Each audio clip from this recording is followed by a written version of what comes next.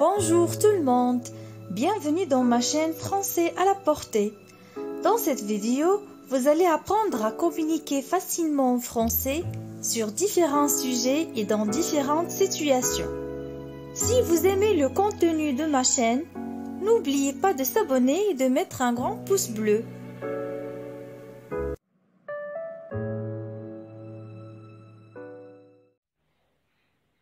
Le premier dialogue. Mario, j'en ai marre. Il faut que tu t'occupes plus des enfants. Mais pourquoi tu me dis ça? Je joue avec eux tous les jours. Je leur raconte des histoires.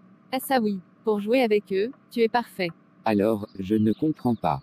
Qu'est-ce qu'il faudrait que je fasse de plus? Que tu sois un peu sévère. Que tu fasses plus attention à leur travail scolaire. Que tu les punisses quand ils font des bêtises. Mais, Alice, tu sais bien que tu fais tout ça beaucoup mieux que moi. Oui, mais j'en ai assez de jouer ce rôle. Avec toi, ils s'amusent et avec moi, ils font les choses sérieuses. Ce n'est pas juste. Tu ne crois pas que tu exagères un peu? Non, il faut qu'ils aient deux parents. Toi, tu es leur copain. Ça ne va pas. Il faudrait que tu saches leur dire non, quelquefois. Mais, je les dispute quand c'est nécessaire. Ce n'est pas vrai. Tu ne fais que des choses agréables avec eux. Cet après-midi par exemple, il faut qu'ils aillent chez le médecin pour un certificat médical. Qui va les conduire. Bon, si tu veux, je vais y aller, mais... Mais, tu n'en as pas envie. S'il faut que j'y aille, j'irai. Pour une fois.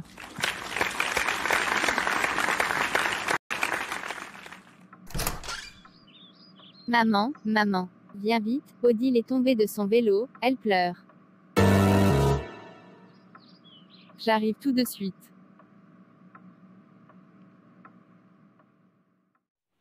Le deuxième dialogue. Ce film est super. Le suspense ne fait qu'augmenter.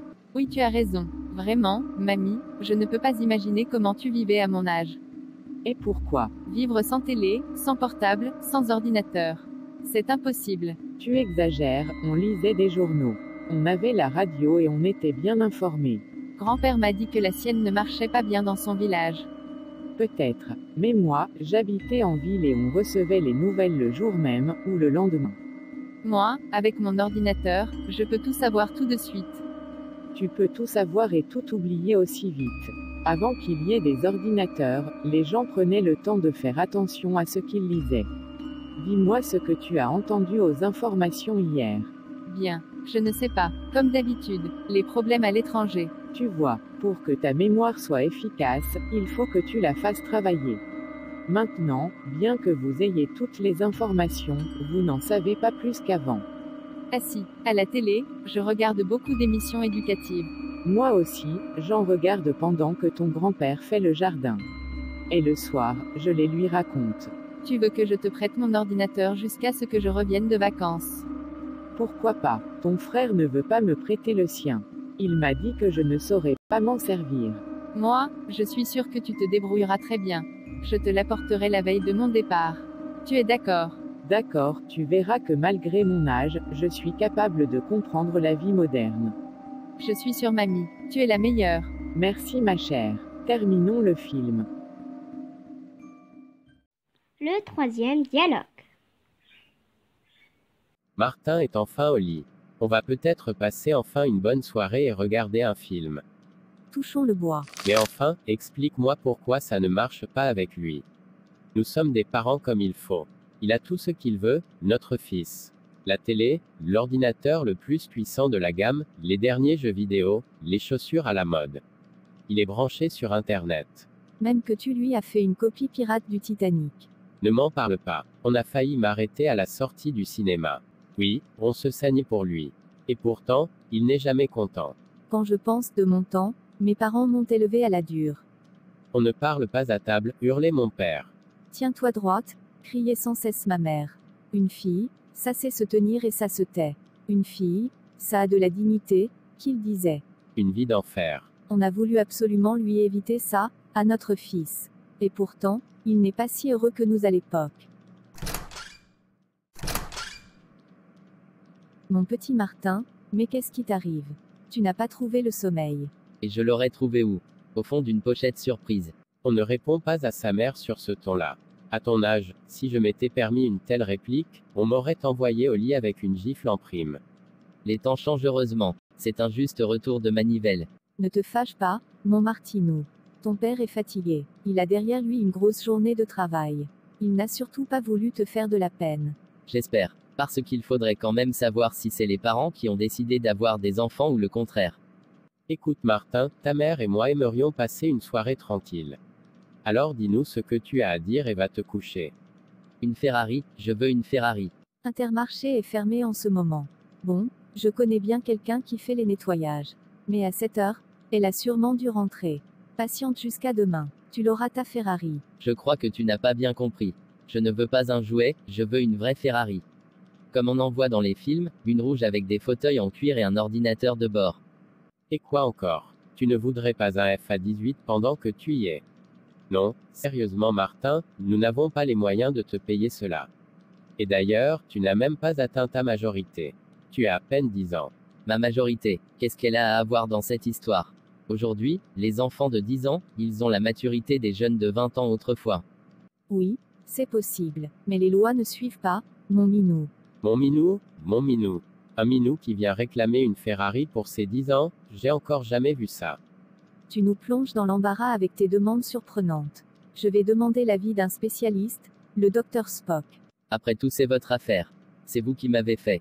Il faut assumer maintenant. Le 4e dialogue. Parler de la vitesse. Regarde cette voiture. Elle est très rapide. Oui, la vitesse me fait peur. Elle tue des gens. Je pense que la vitesse n'est pas la seule responsable de tous les accidents. C'est le comportement des usagers de la route qui est à changer. Je suis absolument contre. Il y a trop de victimes innocentes à cause de la vitesse et à l'insouciance des jeunes en général. Excuse-moi ma chère si je choque, mais rouler à 160 km/h sur l'autoroute quand il n'y a personne et rouler à 80 km/h en ville. Lequel est le plus dangereux? De plus, sur autoroute, une grosse BMW à 160 km/h et une Fiat Uno à 130 km/h. Laquelle est la plus dangereuse? Alors là, je suis contre la vitesse, et les voitures que l'on construit, pour qu'elles aillent de plus en plus vite. Car les personnes qui ont une voiture très puissante, veulent en profiter. C'est logique. Donc, il faut arrêter la technologie des voitures puissantes. Interdire les voitures rapides, c'est baisser le marché des constructeurs automobiles. Et la vitesse sur l'autoroute, je ne la trouve pas si dangereuse que ça. En Allemagne, la vitesse est illimitée sur autoroute. En France, la vitesse est limitée et pourtant, il y a plus d'accidents. Donc toi, tu aimes la vitesse. Moi, ça me fait toujours peur. Oui, je suis un amoureux de la vitesse, mais je connais mes limites. Je roule vite seulement quand je le peux et que je ne risque pas de mettre en danger la vie des autres. Peut-être. Voilà le but qui arrive. Ok. Le 5e dialogue. Parler du téléphone portable. Je t'appelle cet après-midi. Bien, non, je ne serai pas à la maison. Et bien sûr, tu n'as toujours pas de portable. Lucas, tu devrais en acheter un. Pourquoi faire? Je ne vois pas l'utilité. Pour qu'on puisse te joindre facilement. Je n'en ai pas besoin. Si, bien sûr. Quand on veut t'appeler pour une chose importante. C'est impossible. C'est tellement rare. Franchement, Sarah, dis-moi pourquoi je devrais en avoir un. D'abord, pour toi. Si tu avais un problème, tu pourrais appeler quelqu'un. Pour te sentir plus en sécurité. Ça n'arrivera peut-être jamais. Alors pourquoi faire? Peut-être. Ce serait bien aussi pour les proches. Pour qu'ils gardent le contact avec toi. Tu n'es jamais à la maison. Ta fille m'a dit qu'elle en avait assez de tomber sur ton répondeur. Ah bon, elle t'a dit ça? Oui, je crois que tu pourrais faire cet effort pour lui faire plaisir. Bien sûr, mais, tu ne comprends pas. Je ne veux pas être dérangé toute la journée pour des bêtises. Pour être tranquille, tu peux l'éteindre et consulter tes messages de temps en temps. Si je ne l'utilise pas, ce n'est pas la peine. Tu exagères comme d'habitude. Je vais en parler à ta fille pour qu'elle te fasse changer d'avis. Oh, tu sais, je ne fais pas toujours ces 4 volontés. Non, bien sûr.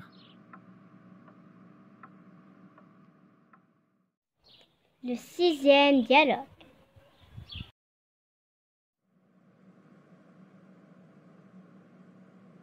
Adam, est-ce que tout va bien? Pas très bien, Kamal. J'ai très mal à la tête. Tu n'es pas venu prendre le dîner. Alors je suis venu te voir. Oui, je n'ai pas pu. Ma tête me fait très mal. Tu as de la fièvre. Non, je ne crois pas. Je n'ai ni chaud ni froid. Tu as mal au ventre, aux dents. Non, je ne le crois pas. Uniquement la tête. Tu sais mon frère, je pense que c'est de la fatigue. Puisque tu es informaticien, tu passes beaucoup du temps devant l'ordinateur. Oui, tu as raison. Je passe la journée et même la soirée devant mon ordinateur. À quelle heure tu commences ton travail? À 6 heures du matin. Et quand termines-tu ta journée? Vers 17 heures, mais après je donne des cours de maths à des jeunes. Donc, c'est simple. Tu travailles trop. Tu as besoin de repos. Tu le crois? Bien sûr. Tu fais du sport à dents. Non, tu sais, avec mon travail, je n'ai pas le temps. Eh bien, prends du temps si tu ne veux pas avoir mal à la tête. Tu le crois? Je ne crois pas, je suis sûr. Suis mon conseil, fais du sport. Bon, merci pour le conseil, je vais essayer de l'appliquer. Crois-moi, tu vas sentir la différence. D'accord Adam, je vais le faire. Maintenant, je dois prendre une aspirine pour me soulager. Ok, je vais te l'apporter. Merci beaucoup. Le 7e dialogue. Est-ce que ça va? Pas mal et toi? Moi, je suis fatiguée. Je ne sais pas ce que j'ai en ce moment, mais je ne suis pas en forme. Vu ton état, tu devrais refaire du sport. Tu sais bien que je n'ai pas le temps. Tu as toujours une bonne excuse. À force de rester devant ton ordinateur, tu vas finir par devenir impotente. Oui, tu as peut-être raison. Qu'est-ce que tu ferais à ma place? Je ne sais pas moi. Admettons que faute de temps, tu ne peux plus aller à la piscine, tu pourrais au moins courir. C'est facile, d'autant plus que tu habites près d'un parc. Oui, mais ce n'est pas très amusant. Tu as un vélo d'appartement. Tâche de t'en servir un peu tous les jours. Ça, c'est un peu monotone. Bon, courir, ce n'est pas amusant. Pédaler, c'est monotone. Qu'est-ce que tu veux faire au juste? Je crois que j'aimerais prendre des cours de danse. Alors là, je ne comprends rien du tout. Tu ne veux plus nager sous prétexte que tu n'as pas le temps et tu voudrais aller je ne sais où pour prendre des cours de danse. Ça te prendra encore bien plus de temps. Oui, mais comme Oscar et Martine y vont déjà, j'irai avec eux. Ça serait sympa. Pour y être déjà allé moi-même, je peux te dire qu'il faut y aller en couple. Ah bon, tu as pris des cours de danse toi? Bien, oui, pourquoi pas. Ça m'étonne, c'est tout. Bien, je l'ai déjà fait, crois-le ou pas. Bon, je te crois. Le 8e dialogue. Faire du shopping. Allez Mina, en forme pour les soldes. Oh oui, tu sais que j'adore faire du shopping. Bien sûr, mais il faut être pratique et acheter aussi, pas seulement regarder. Tu as raison, nous avons besoin de shorts, de quelques t-shirts. Et moi, il me faut un jean. Mon maillot de bain de l'année dernière est parfait. Alors commençons par les autres vêtements et à la fin, on va chercher une belle robe pour moi. Entendu, par où on commence? On va directement à ce magasin, car ce n'est pas cher et il y a des vêtements pour tous. D'accord, il paraît qu'ils ont beaucoup de choix. Bien sûr, oui. Regarde ces t-shirts-là. Ils sont à 6 €. Ils sont vraiment soldés, et ils ont des dessins très sympas. En plus ils sont unisexes. Moi, il me faut une taille L et toi? Tu as quelle taille? Pour moi c'est la taille moyenne. Je prends ceci, un en vert et l'autre en rouge, et toi? J'en prends deux aussi, celui-ci marron et celui qui porte ce mannequin, bleu marine. Ça te va? À merveille. Parce que je vais prendre ce short blanc à 9 €, mignon comme tout. Et je vais prendre aussi cette robe rayée en rouge et blanc, assortie à 15 €. Tu ne vas pas les essayer. Si, on ne va pas rester devant la vitrine. On va entrer et je vais essayer la taille 38 et la 40 pour voir. Et toi? Je préfère ce jean que porte le mannequin, il est à 12 €.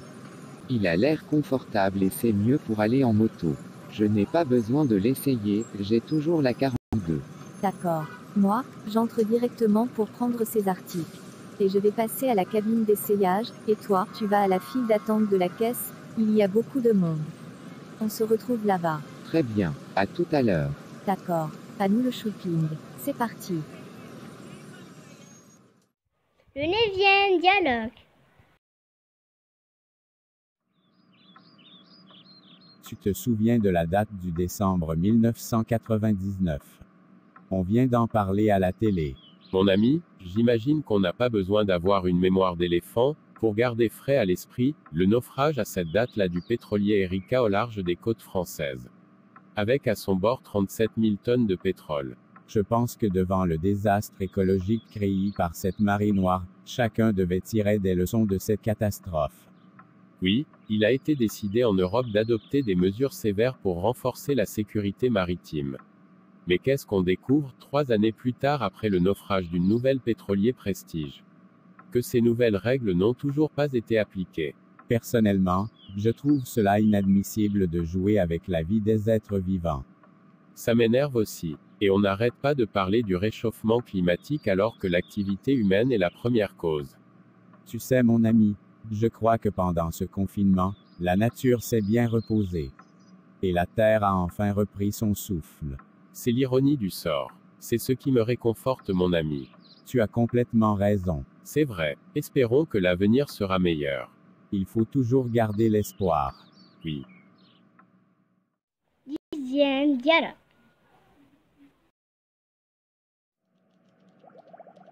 Dans une agence de voyage. Bonjour, madame. Puis-je vous aider? J'aimerais savoir quelles sont vos promotions sur les séjours. C'est pour 4 personnes. Nous partons en famille. Vous voulez partir à la montagne? Non, moi j'en reviens. Plutôt en bord de mer. Et pour l'hébergement, vous avez une préférence? Hôtel, camping, bungalow? Plutôt un complexe hôtelier avec toutes les facilités sur place. C'est plus pratique pour les enfants. Vous voulez y séjourner combien de temps? Pour une semaine. J'ai un séjour au Maroc dont le prix est de 350 € par personne. L'hébergement en demi-pension et les billets d'avion sont compris. C'est super. Il reste des places pour 4 personnes. Oui, j'en ai pour samedi prochain. Ça vous va? Il n'y a pas d'activité ou d'excursion prévue pendant ce séjour. Non, si vous voulez j'en ai un autre en Égypte pour 500 € par personne. Dans ce séjour, il y a une visite guidée des pyramides, ainsi qu'une croisière d'une journée sur le Nil. Cela me semble parfait. Il vous reste des places pour samedi prochain. Oui, il reste des places. Génial, donc je réserve. Merci madame d'avoir choisi notre agence. Vous serez satisfaite. J'espère bien. 11e dialogue. Bonsoir chers spectateurs et chères spectatrices. Comme tout le monde sait, chaque enfant a le droit de jouer, d'aller à l'école et d'avoir une bonne éducation. Mais, malheureusement, il y a des enfants qui ne vivent pas leur enfance. Ils travaillent. Pour avoir une idée sur ce sujet, nous avons avec nous Samy, qui a commencé à travailler dès son enfance. Exactement, à l'âge de 9 ans. N'est-ce pas Samy? Exactement. Bonsoir tout le monde. D'abord, tu viens d'où et pourquoi tu as quitté l'école pour travailler? Mes parents sont fermiers près du delta de l'Irrawaddy, au sud de Rangoon. J'ai quitté l'école à 9 ans, à la demande de ma famille, pour trouver du travail en ville car ils étaient pauvres et j'étais l'aîné de fratrie de 6 enfants. Et tu as trouvé du travail comme ils l'ont souhaité? Oui, je travaillais comme serveur. J'imagine que c'était difficile et exténuant comme travail. N'est-ce pas Samy? Oui. Moi et mes collègues, qui avaient presque mon âge, on se lève à 4 heures du matin pour nettoyer le salon, laver les tasses et préparer les tables. Parfois, on fait même la cuisine, on serve les clients toute la journée jusqu'à 22 heures. Donc, tu dors peu et tu travailles énormément, c'est épuisant pour un enfant. Je dors 5 à 6 heures par nuit, parfois moins. Lorsqu'il y a des matchs de football à la télévision, parfois très tard à cause du décalage horaire par rapport à l'Europe, je ne peux aller se coucher que lorsque tous les clients sont partis, vers minuit ou 1 heure du matin. Et le lendemain, je dois tout de même être opérationnel à 4 heures. On n'a jamais de jour de repos. C'est dommage de subir ce mode de vie à cet âge. Tu voulais continuer tes études? Oui, on était très exploités. Je voulais continuer mes études, mais on n'en avait pas les moyens. J'espérais toujours retourner à l'école. Mais c'est un rêve pour les enfants comme moi. Tu m'as dit que tu as travaillé aussi dans des mines. Exactement, j'ai travaillé au fond de la mine depuis 3 ans. Il me faut descendre à la fosse à 2 heures du matin et j'en remonte à 1 ou 2 heures de l'après-midi. Je me couche à 6 heures du soir pour être capable de recommencer le lendemain. Merci Samy pour ton témoignage. Un dernier mot pour les spectateurs. Merci pour l'invitation. Je veux juste dire que la place de l'enfant n'est pas au travail, mais à l'école et qu'il a besoin de vivre son enfance pleinement. Comme vous avez entendu, ces enfants sont exploités, ils souffrent et n'ont aucun avenir. Ils sont le futur de notre nation, mais ils sont déjà détruits. Respectons les droits de l'enfant et n'oublions pas que l'enfant d'aujourd'hui est le citoyen de demain. Merci chers spectateurs et chères spectatrices pour votre attention et bonne soirée. 12e dialogue. Parler de l'immigration. Tu sais, Nadia et Kamal veulent venir en France. Ils espèrent qu'on les accueille. Tu ne crois pas qu'on doit leur prévenir que la vie ici est aussi dure? Très dure. Qu'il faut travailler. Enfin, je ne sais pas moi. Qu'est-ce qu'ils espèrent? Pourquoi ils partent de leur pays? On va pas revenir là-dessus. Ils partent parce qu'ils ne supportent pas de vivre là-bas.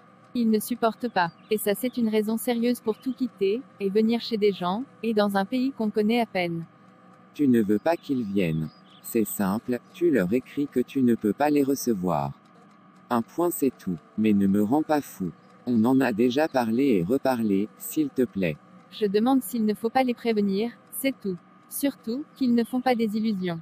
Qui se fait des illusions? Je ne sais pas. Peut-être qu'ils imaginent qu'ici la vie est très simple. Car dans leurs yeux, il y a l'image de ce continent où l'on trouvait encore du travail. Où les chemins étaient pavés d'or, et où fleurissait l'arbre de la liberté. Écris ce que tu veux. Mais moi j'espère les aider à commencer une nouvelle vie. D'accord. Je vais faire le nécessaire. Moi aussi je veux les aider. Mais je veux qu'ils soient prêts pour cette nouvelle vie. Ok, j'espère bien. Moi, je vais sortir. Ok, je m'en charge du reste. D'accord. À plus tard. À plus tard. 13e dialogue. Tiens, salut Valéria. Qu'est-ce que tu fais là? Eh bien, tu vois comme toi, je fais les courses. Je cherche un cadeau pour la fête des mères. La fête des mères. Ah, c'est maintenant, au printemps. C'est drôle chez moi, en Argentine, c'est aussi au printemps, mais c'est le 16 octobre et c'est très important. C'est la fête de toutes les mères. Et qu'est-ce que vous faites pour fêter cette occasion? Tout le monde offre un cadeau à toutes les femmes qui sont mères. Il leur offre une fleur par exemple ou un petit truc. Ah oui, c'est sympa. En France, on offre des cadeaux seulement à sa mère. Pas aux autres mères. On a aussi une fête pour les pères. Et maintenant aussi pour les grands-mères. Et nous, on a aussi la fête des enfants, la fête des amis. On adore les fêtes. Tu sais, quand je parle de ça, ma famille me manque. Mais tu vas bientôt aller en Argentine. Pas avant la fin de l'année universitaire. Moi aussi, je suis loin de ma famille, mon frère habite à Hong Kong maintenant et ma sœur en Suisse. La dernière fois que je les ai vus, c'était pour l'anniversaire du mariage de mes parents il y a 1 an. Ce n'est pas facile. Oui, bon, il faut que je te quitte. Je n'ai toujours pas trouvé mon cadeau. Bonne chance alors. Ciao ma chère. Ciao ciao. 14e dialogue. Bonjour, Madame Dana Popescu, asseyez-vous, s'il vous plaît. Bonjour, merci beaucoup, vous pouvez m'appeler Dana. J'ai compris. Alors, Dana, parle-moi un peu de toi, s'il te plaît. Je m'appelle Dana Popescu, j'ai 35 ans, je suis née et j'ai grandi à Bucarest et je suis actuellement au chômage. Quelles études as-tu faites et où as-tu travaillé? Je suis titulaire d'un diplôme de licence en tourisme international et j'ai travaillé pendant 3 ans dans une agence de voyage. Quelle responsabilité y avais-tu et qu'est-ce qui s'est passé avec l'agence? J'y étais agent de tourisme, l'interface entre l'entreprise et les clients qui venaient à l'agence. Je devais leur présenter nos offres de vacances, leur donner des conseils et finalement les convaincre de choisir quelque chose. L'entreprise a fait faillite à cause de la crise économique. Quelle qualification as-tu pour accéder au poste d'agent de vente et pourquoi devrions-nous t'embaucher? Tout d'abord, je peux dire que j'ai l'expérience nécessaire pour travailler avec le public. Je parle 3 langues étrangères, l'anglais, le français, l'espagnol. J'ai fait des études supérieures et j'ai des connaissances informatiques. Je peux aussi vous faire parvenir des recommandations de mon ancien employeur. Permets-moi de te parler un peu du poste pour lequel tu as envoyé ton CV et la lettre de motivation. Il s'agit d'un poste d'agent de vente dans une entreprise d'assurance. Tu devras vendre des assurances en ligne et tout d'abord maîtriser un logiciel pour pouvoir travailler d'une manière efficace. Qu'en penses-tu? Tout cela me semble très intéressant. Quel serait l'horaire de travail au cas où je serais accepté? Le programme commence à 9 h du matin et finit à 16h30 de l'après-midi. Et la rémunération? Tu auras un salaire fixe de 1 200 € et des primes basées sur la performance. Notre entreprise te fournira une voiture, un portable et un ordinateur personnel. C'est très bien, donc je peux dire que c'est un emploi assez convenable. Oui, on va t'appeler dans quelques jours, après avoir pris une décision. C'est bien. Bien sûr, merci beaucoup monsieur et bonne journée. Bonne journée à toi. Merci. 15e dialogue. Ce paysage est magnifique. C'est calme et très beau. Tu ne trouves pas? Oui, tu as raison. Ça fait longtemps qu'on n'a pas senti l'air frais.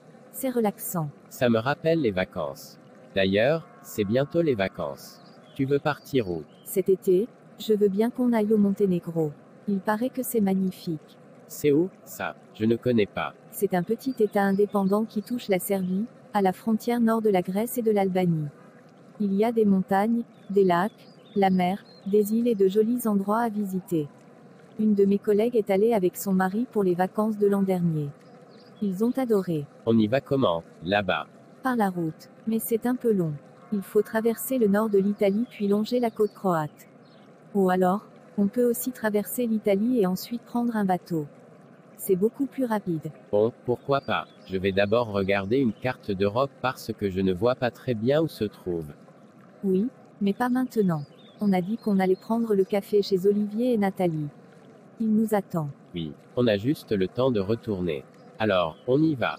Oui, tout de suite. Après, on parlera des vacances à tête reposée. Oui, on a tout le temps. Allez, on bouge. Ok. Dialogue 16.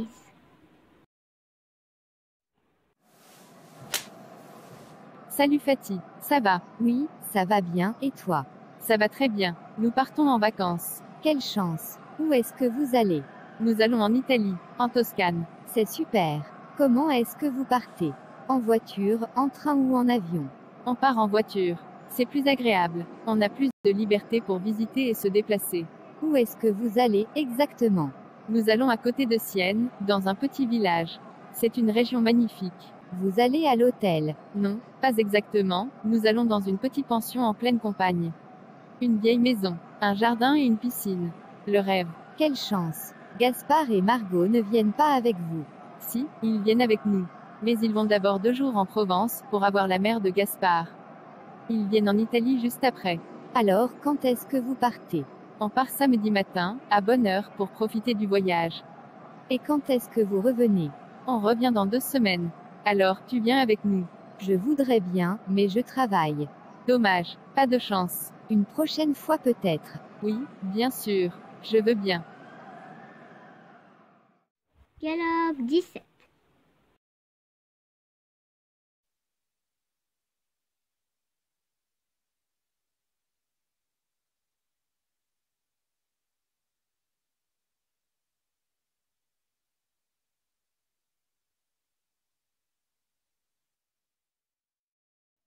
Dialogue 18.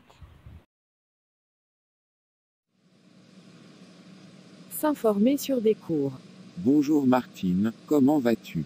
Que fais-tu ici? Bonjour André, je voudrais m'inscrire dans un cours d'espagnol et je voudrais aussi obtenir des informations sur les cours de la langue française pour étrangers. Et toi, que fais-tu ici? Tu étudies une langue étrangère? Oui, je suis en train de suivre un cours d'arabe. Je me suis inscrit pour 3 mois et j'en suis au début. Mais cette langue est difficile. J'imagine. Bon courage mon ami. Cependant, cet endroit est super. Oui, il l'est. On peut y étudier l'espagnol, le chinois, le roumain, l'albanais. Et puis, il y a aussi un cours de tagalog, la langue des Philippins et, bien sûr, l'arabe. Et bien sûr, on peut aussi apprendre l'anglais et l'italien. Et pour les cours de la langue française? En ce qui concerne le français, il existe plusieurs possibilités de l'étudier, mais pour en savoir plus, vous devriez parler à quelqu'un du secrétariat. Bonne idée. Une de mes amies, en fait, aimerait prendre un cours en français et c'est pour elle que je demande ces informations. Bien, bon courage alors. Merci beaucoup pour ces informations et à la prochaine. À la prochaine Martine et passe le bonjour à ta famille. Dialogue 19. Bonjour monsieur. Bonjour, vous êtes Maryse du Temps. Oui exactement. Mettez-vous à l'aise, je vous en prie. Alors, vous avez 22 ans, et vous avez déjà travaillé dans la vente. Oui, j'ai passé un bac professionnel de vente, j'ai fait plusieurs stages dans des boutiques de vêtements. Dans votre CV, il est indiqué que vous avez aussi travaillé dans un fast-food. Oui, j'y ai travaillé pendant 2 ans. Et, c'était comment le travail là-bas? Les conditions de travail étaient correctes, la direction m'avait aménagé un emploi du temps qui s'adaptait bien à mes études. Vous êtes toujours étudiante. Non, mais comme je ne trouve pas de CDI, j'ai pensé faire un travail saisonnier. Donc vous êtes venu chercher un CDI. Et vous avez une idée du travail qu'on vous propose ici. J'ai cru comprendre qu'il s'agissait de tenir l'épicerie du camping. Oui, enfin c'est plus qu'une épicerie. C'est à la fois la boulangerie, la confiserie, la poste et le bureau de l'office de tourisme. C'est très complet, ça doit être très intéressant. On doit rencontrer beaucoup de gens. Oui, c'est une clientèle très internationale. Vous avez indiqué que vous parliez anglais et allemand. Oui, enfin, je me débrouille. Ok, could you introduce yourself in English, please? Oh, yes, of course, but I don't, I'm désolée, I don't speak English very well. Oui, j'avais compris. Et votre allemand? Ce n'est pas meilleur. Bon, en fait, je cherche quelqu'un de trilingue. Je suis désolé. Tant pis, merci et au revoir. Au revoir mademoiselle, et bonne chance. 20e dialogue. Interview avec une championne de lutte. Bonjour chers spectateurs et chères spectatrices. Aujourd'hui, notre invitée est une championne de lutte, Aurélie Basset. Pour ceux ou celles qui ne connaissent pas ce sport, ces images peuvent vous aider. Bonjour Aurélie. Bonjour, Quel âge avez-vous? j'ai 27 ans. Comment définiriez-vous votre caractère? Je dirais que je suis joyeuse, j'essaye de prendre tout du point de vue positif. Est-ce que la lutte est une simple passion pour vous ou pouvez-vous en vivre? La lutte, on ne peut pas en vivre car c'est un sport amateur, ce n'est pas comme au judo, on n'a pas assez de sponsors. Donc moi, par exemple, je suis kinésithérapeute. Pourquoi avez-vous choisi la lutte comme sport? Un peu par hasard, c'était en CM2, mon amie faisait de la lutte avec ses frères et ses sœurs. Elle allait à l'entraînement. Sa coach m'a proposé d'essayer et depuis, je fais toujours de la lutte. Que vous apporte ce sport? La lutte est un sport très complet. Après le travail, ça me permet de me défouler et ça m'a appris plein de choses dans la vie, le respect, ne pas se laisser faire parce que c'est un sport de combat malgré tout. Ça m'a appris plein de valeurs, le respect de mon adversaire. Les spectateurs veulent savoir tous les prix que vous avez remportés.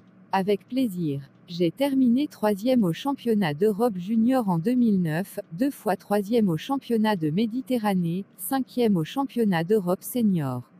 Ainsi que mes participations au championnat du monde et un tournoi international à Nice, Trophée de Glane, le week-end dernier où j'ai gagné. Combien de temps vous entraînez-vous par semaine? Cette année, je m'entraîne beaucoup moins que l'année dernière, environ 1h30 ou 2h par jour. Quel est votre quotidien à votre cabinet? Cela varie, je passe du bébé au sportif en passant par les retraités, et l'entraînement, j'essaye d'avoir du temps pour moi pour faire du shopping, rester avec ma famille.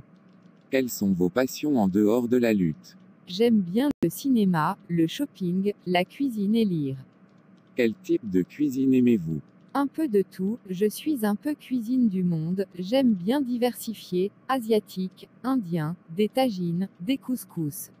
Quels souvenirs marquants gardez-vous dans votre vie de lutteuse? C'était ma médaille au championnat d'Europe junior car c'était ma première médaille internationale, ça a récompensé mes efforts. Quelle est votre impression sur la lutte féminine?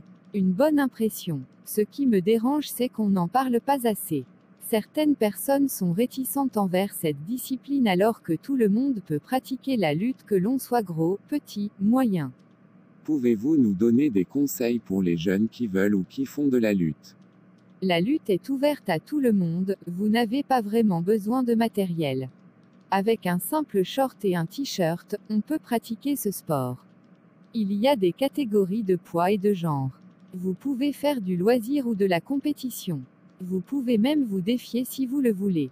Merci beaucoup d'avoir répondu à nos questions, Aurélie, on vous souhaite énormément de chance pour la suite. Merci beaucoup pour votre invitation. Merci chers spectateurs et chères spectatrices pour votre attention. Et à demain. Passez une bonne soirée. 21e dialogue.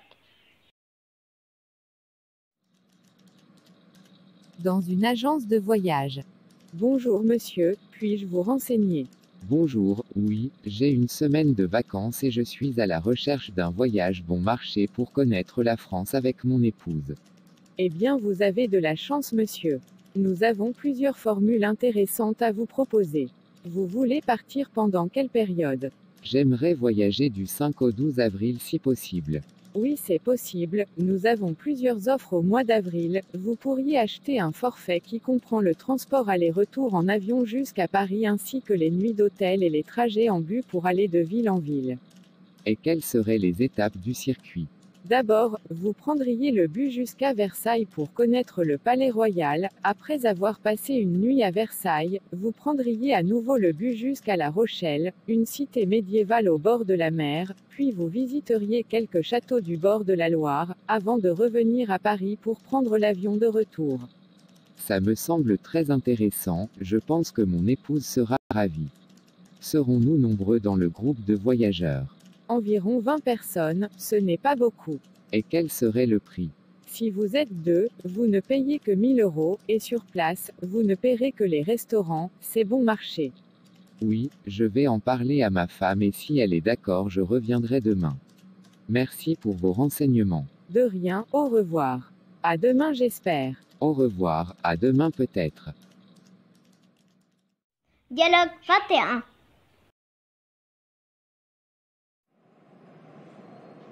Tiens, Kamal, salut, tu prends le bus. Pourquoi est-ce que tu ne prends pas le métro? Salut, aujourd'hui, je prends le bus parce que je fais des courses avec Aline. Et toi, qu'est-ce que tu fais ce week-end? Tu as des projets? Oui, nous faisons des travaux dans la maison. Nous refaisons la salle de bain. Tu imagines le travail?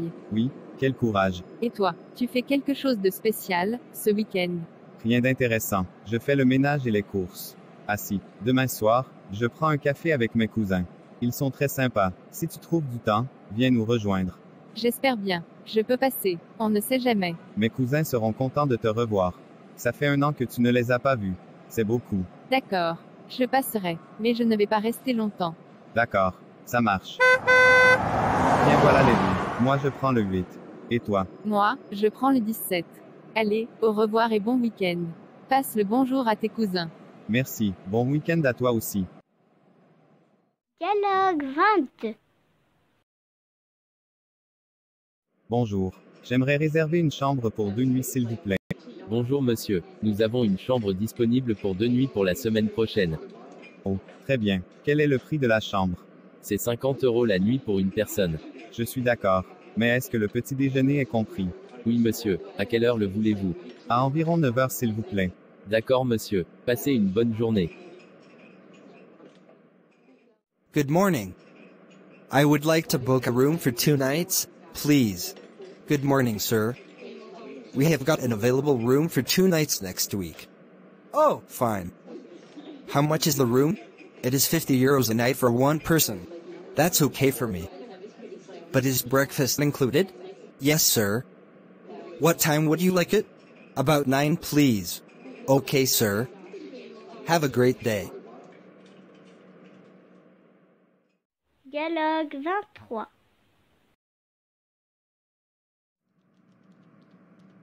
Bonsoir chers spectateurs et chères spectatrices.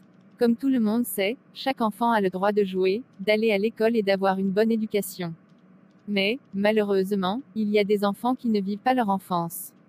Ils travaillent, Pour avoir une idée sur ce sujet, nous avons avec nous Samy, qui a commencé à travailler dès son enfance. Exactement, à l'âge de 9 ans. N'est-ce pas Samy? Exactement. Bonsoir tout le monde. D'abord, tu viens d'où et pourquoi tu as quitté l'école pour travailler?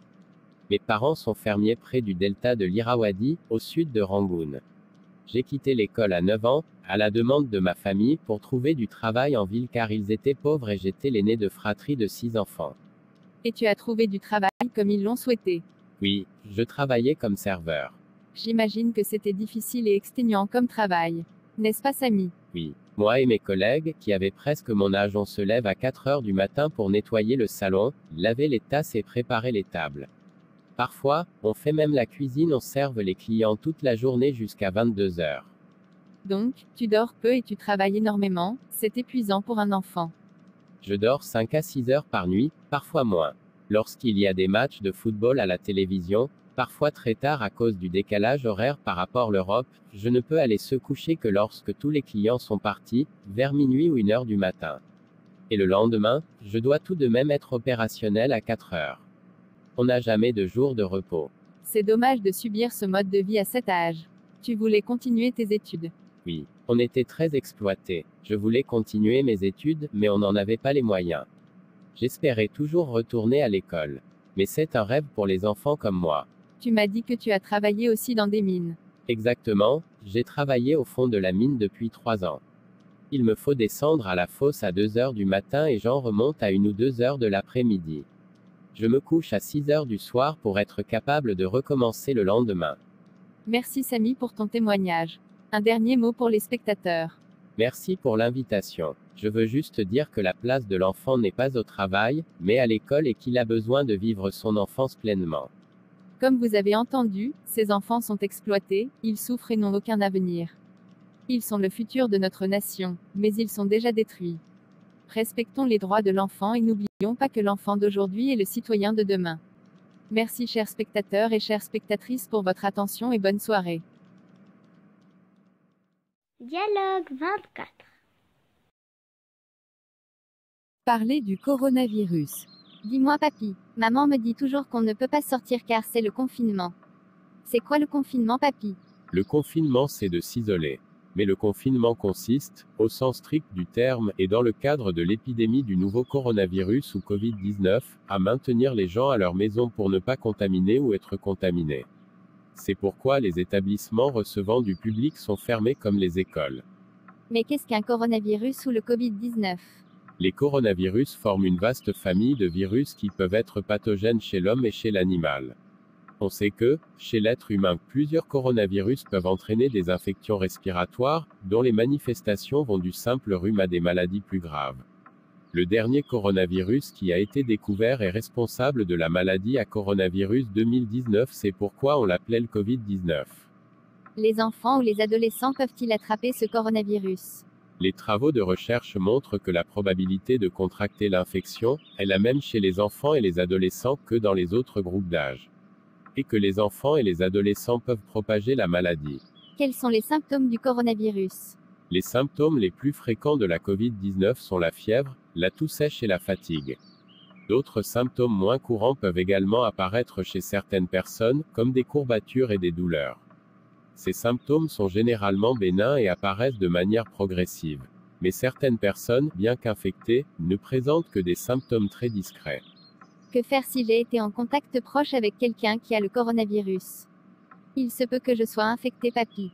Oui ma chérie, mais on considère qu'il y a eu contact proche si tu vis avec une personne malade ou si tu t'es trouvé à moins d'1 mètre de cette personne.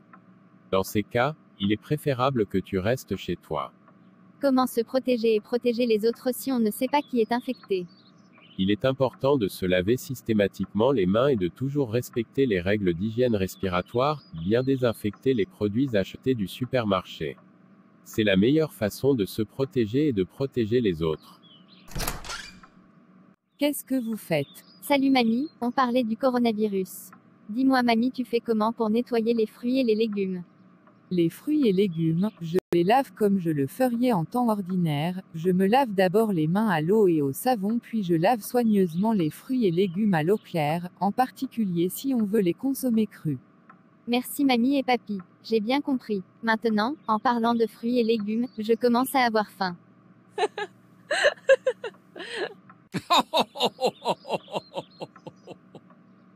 Oh la petite gourmande, tu as déjà faim. Oui.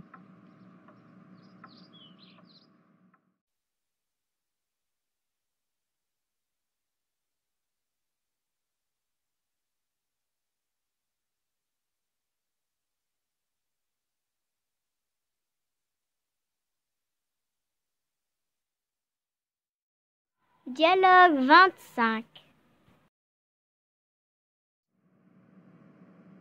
Donner son opinion sur des élèves. Bonjour Madame Djamil. Tout se passe bien avec vos élèves. Oui, le premier jour plusieurs élèves étaient agités ou surexcités. Mais, le lendemain, tous les élèves étaient studieux. Et vous n'avez pas de problème de discipline. C'est vrai que quelques élèves sont parfois un peu bruyants et d'autres élèves sont plus ou moins calmes. Mais, dans l'ensemble, je pense que toute la classe a envie d'étudier. Rencontrez-vous les parents d'élèves lors des réunions? Je doute fort que ce ne soit possible. Je crois que quelques-uns travaillent de nuit, alors c'est un peu compliqué. Eh bien, bon courage Madame Djamil. Merci monsieur le directeur. Martin est enfin au lit. On va peut-être passer enfin une bonne soirée et regarder un film. Touchons le bois. Mais enfin, explique-moi pourquoi ça ne marche pas avec lui. Nous sommes des parents comme il faut. Il a tout ce qu'il veut, notre fils. La télé, l'ordinateur le plus puissant de la gamme, les derniers jeux vidéo, les chaussures à la mode. Il est branché sur Internet. Même que tu lui as fait une copie pirate du Titanic. Ne m'en parle pas. On a failli m'arrêter à la sortie du cinéma. Oui, on se saignait pour lui.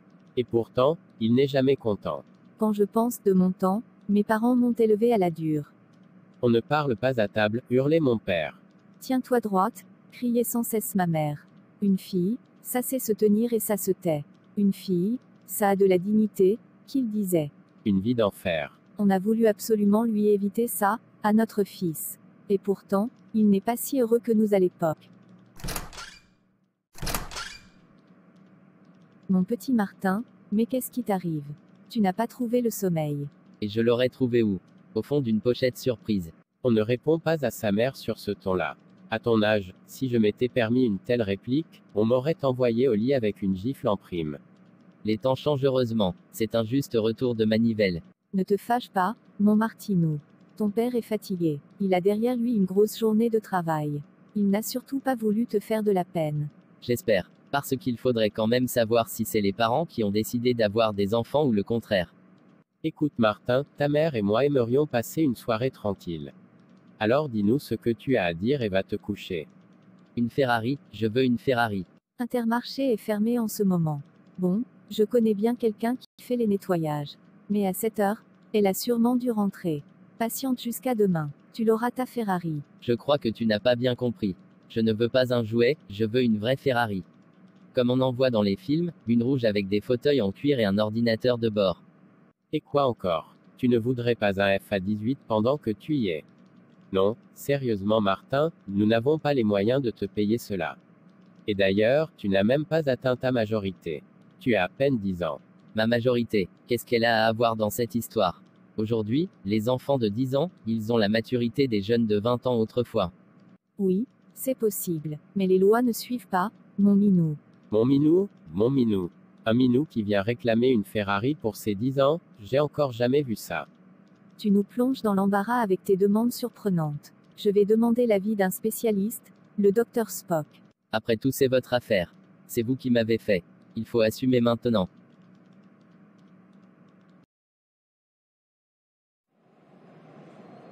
Parler de la vitesse. Regarde cette voiture. Elle est très rapide. Oui, la vitesse me fait peur. Elle tue des gens. Je pense que la vitesse n'est pas la seule responsable de tous les accidents. C'est le comportement des usagers de la route qui est à changer. Je suis absolument contre. Il y a trop de victimes innocentes à cause de la vitesse et à l'insouciance des jeunes en général. Excuse-moi ma chère si je choque, mais rouler à 160 km/h sur l'autoroute quand il n'y a personne et rouler à 80 km/h en ville. Lequel est le plus dangereux? De plus, sur autoroute, une grosse BMW à 160 km/h et une Fiat Uno à 130 km/h. Laquelle est la plus dangereuse? Alors là, je suis contre la vitesse, et les voitures que l'on construit, pour qu'elles aillent de plus en plus vite. Car les personnes qui ont une voiture très puissante, veulent en profiter. C'est logique. Donc, il faut arrêter la technologie des voitures puissantes. Interdire les voitures rapides, c'est baisser le marché des constructeurs automobiles. Et la vitesse sur l'autoroute, je ne la trouve pas si dangereuse que ça. En Allemagne, la vitesse est illimitée sur autoroute. En France, la vitesse est limitée et pourtant, il y a plus d'accidents. Donc toi, tu aimes la vitesse. Moi, ça me fait toujours peur. Oui, je suis un amoureux de la vitesse, mais je connais mes limites. Je roule vite seulement quand je le peux et que je ne risque pas de mettre en danger la vie des autres. Peut-être. Voilà le but qui arrive. Ok. Ce film est super. Le suspense ne fait qu'augmenter. Oui, tu as raison. Vraiment, mamie, je ne peux pas imaginer comment tu vivais à mon âge. Et pourquoi? Vivre sans télé, sans portable, sans ordinateur. C'est impossible. Tu exagères, on lisait des journaux. On avait la radio et on était bien informés. Grand-père m'a dit que la sienne ne marchait pas bien dans son village. Peut-être. Mais moi, j'habitais en ville et on recevait les nouvelles le jour même, ou le lendemain. Moi, avec mon ordinateur, je peux tout savoir tout de suite. Tu peux tout savoir et tout oublier aussi vite. Avant qu'il y ait des ordinateurs, les gens prenaient le temps de faire attention à ce qu'ils lisaient. Dis-moi ce que tu as entendu aux informations hier. Bien, je ne sais pas. Comme d'habitude, les problèmes à l'étranger. Tu vois, pour que ta mémoire soit efficace, il faut que tu la fasses travailler. Maintenant, bien que vous ayez toutes les informations, vous n'en savez pas plus qu'avant. Ah si, à la télé, je regarde beaucoup d'émissions éducatives. Moi aussi, j'en regarde pendant que ton grand-père fait le jardin. Et le soir, je les lui raconte. Tu veux que je te prête mon ordinateur jusqu'à ce que je revienne de vacances? Pourquoi pas? Ton frère ne veut pas me prêter le sien. Il m'a dit que je ne saurais pas m'en servir. Moi, je suis sûre que tu te débrouilleras très bien. Je te l'apporterai la veille de mon départ. Tu es d'accord? D'accord, tu verras que malgré mon âge, je suis capable de comprendre la vie moderne. Je suis sûre, mamie. Tu es la meilleure. Merci ma chère. Terminons le film.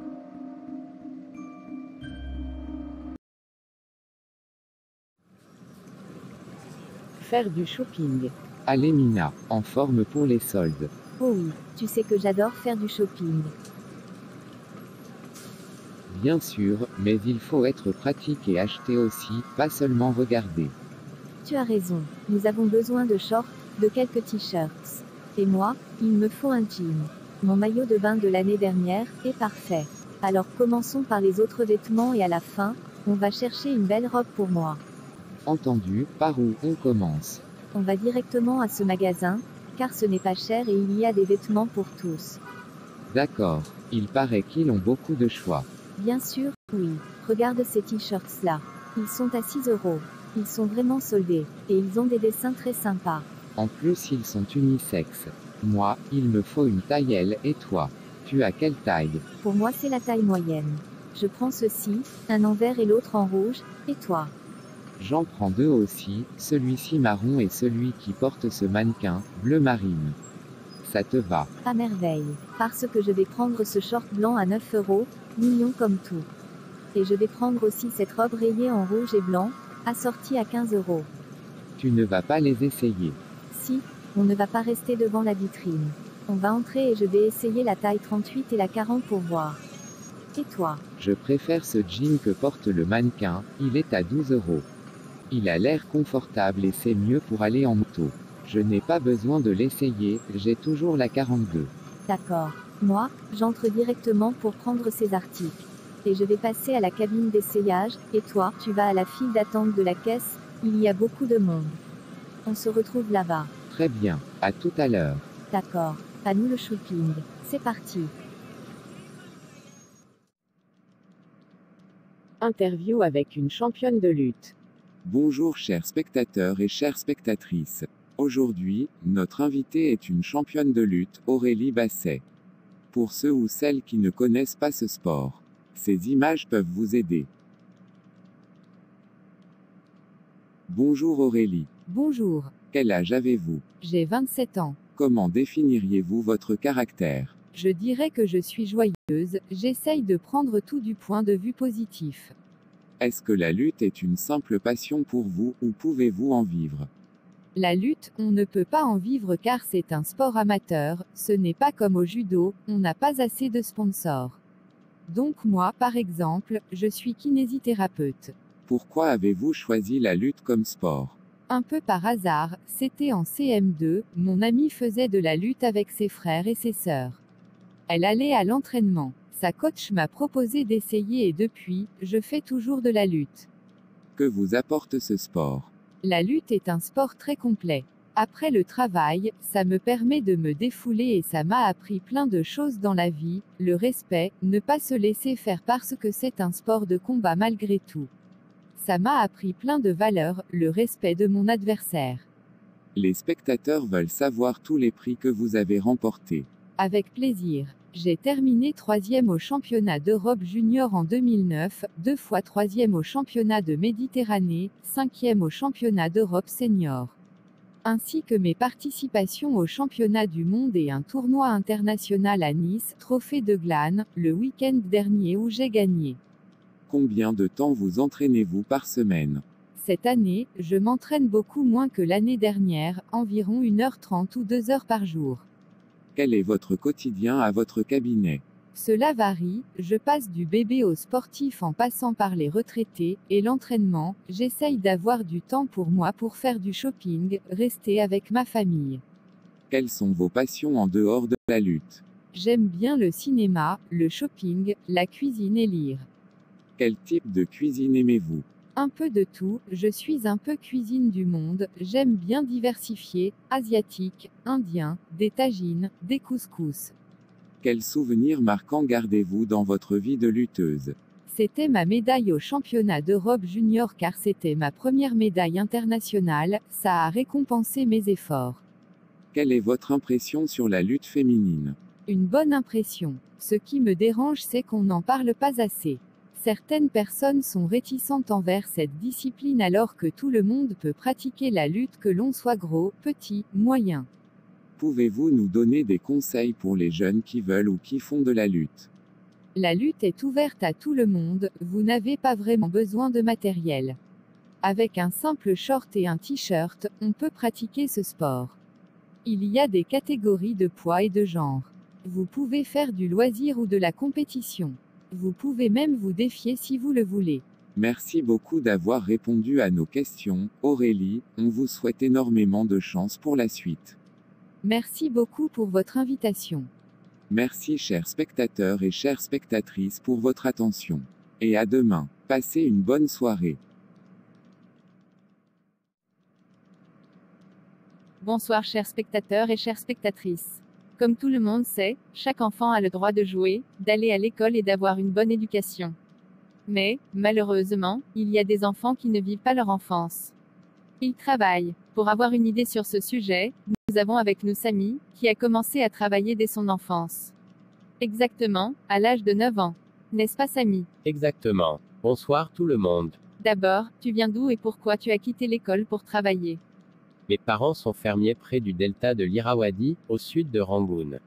J'ai quitté l'école à 9 ans, à la demande de ma famille, pour trouver du travail en ville car ils étaient pauvres et j'étais l'aîné de fratrie de 6 enfants. Et tu as trouvé du travail comme ils l'ont souhaité? Oui, je travaillais comme serveur. J'imagine que c'était difficile et exténuant comme travail.